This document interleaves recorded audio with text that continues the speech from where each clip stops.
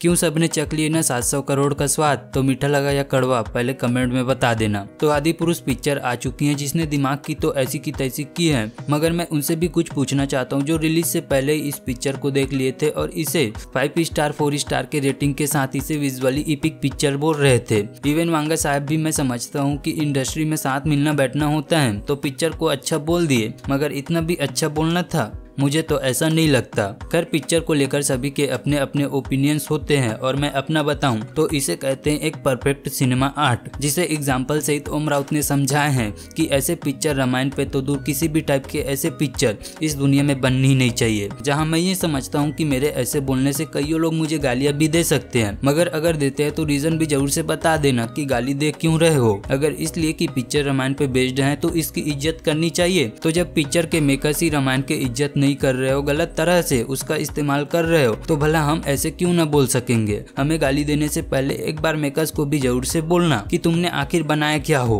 तो पिक्चर की स्टोरी सबको पता है कि शुरू कहां से होनी है और खत्म कहां पे, और तो इतने बड़े घातक को एक 3 घंटे की पिक्चर में दिखाया भी नहीं जा सकता, ये भी सबको पता ही है, जिसका जिक्र पिक्चर के शुरुआत में ही कर दिए थे। मगर पिक्चर में जितने दिखाए हैं उनके स्क्रीन प्ले तो ढंग से लिख लिए होते कि कैरेक्टर्स को कहां पे कैसे सेट करना है, किसे कब दिखाना है, इवन दिखाना क्या है। मैं इससे रत्ती भर भी नहीं समझ सकता कि इस तरह के स्क्रीन प्ले वाली पिक्चर आज के यूथ के लिए, जिनके लिए ये पिक्चर बनाई है, उन्हें हमारे रामायण के असली गाथा से रूबरू करा पाएगी। मतलब कि अगर न्यू में ही गड़बड़ी हो तो छत कहां से ठीक रह पाएगी, क्योंकि ऐसे हमने रामायण को कभी देखे ही नहीं है, महसूस ही नहीं किए कि रामायण इतने मॉडर्न टेक्नोलॉजी और कैरेक्टर इस वे में प्रेजेंट होते हैं। और अगर मेकर्स का यही मोटिव रहा है कि यूथ के अंदर रामायण को लेकर ऐसे छवि बने, तो मैं शुक्रगुजार हूँ कि मैं रामानंद जी के रामायण से इस महाकाव्य को अपने दिल में बसाया हूँ, न कि आज के यूथ के टाइप में कि इस पिक्चर से मैं रामायण के चरित्र को अपने दृष्टि में बसाऊं। सच में ये पिक्चर डिजर्व नहीं करते कि इसे एक पिक्चर भी बोला जाना चाहिए। यूथ को तो इंस्पायर करना दूर की बात है,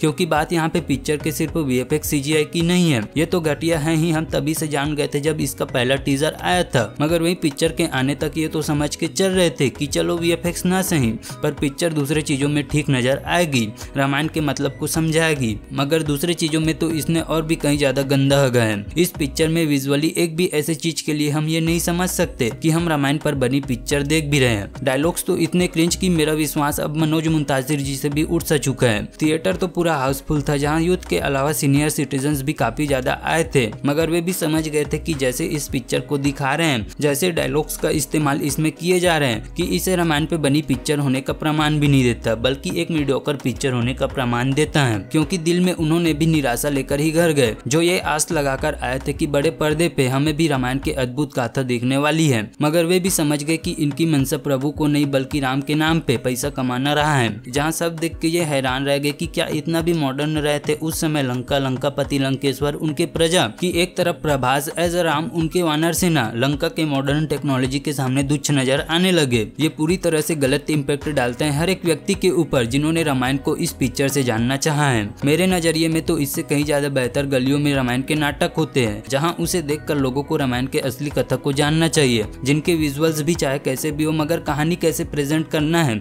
वे बखूबी समझते हैं। की बात रही तो इसमें इतना पैसा फूकने का क्या मतलब, जब डायरेक्टर जी का विजन ही गलत रहा हो, ओरिजिनल लोकेशंस पे शूटिंग करने के बजाय पूरी पिक्चर को एक स्टूडियो में शूट करना रहा हो, तो इतना पैसा भी कम रहेगा ऐसे विजन के साथ पिक्चर लाने में। अगर अपने विजन को यू एनिमेटेड न करने के बजाय रियलिस्टिक कैरेक्टर प्लेसेस में दिखाना चाहे होते, तो आज हम ऐसे बोलने के लिए मजबूर भी न होते। मगर अभी तक सच तो यही है कि पिक्चर घटिया है, जिसे एक लाइव एक्शन पिक्चर के नाम भी नहीं देना चाहिए, जिसमें अभी तक मैंने इसके VFX CGI पे तो चर्चा भी नहीं की है, क्योंकि इसके VFX CGI में तो कमियों की कोई कमी ही नहीं है, जिन पर बार बार बात करके मैं अपने जुबान को ही कड़वा नहीं बनाना चाहता हूँ। तो खैर, तुम बताओ कि तुमने पिक्चर देखा है तो तुम्हें क्या लगता है कि पिक्चर आज के यूथ के लिए सही है, या ये रामायण के कथा पे आज के टाइम में गलत इम्पैक्ट डालते हैं। और अगर अभी तक तुमने इस पिक्चर को देखा नहीं है तो देखना भी मत, इससे अच्छा तो तुम जापानी animated movie the legend of Prince Rama को देख लेना, जो इससे कहीं बेहतर रामायण के अनुभव दे जाएगी एक एनिमेटेड पिक्चर होने के बावजूद भी। तो खैर, इस वीडियो में बस इतना ही। मेरे द्वारा ये बोले गए बातें आपके दिलों को ठेस पहुंचाना बिल्कुल भी नहीं रहा था, जो अगर आपको बुरा लगे तो मुझे जरूर से माफ कर देना। तो मिलते हैं अगले वीडियो में, तब तक के लिए टाटा, गुड बाय, जय हिंद।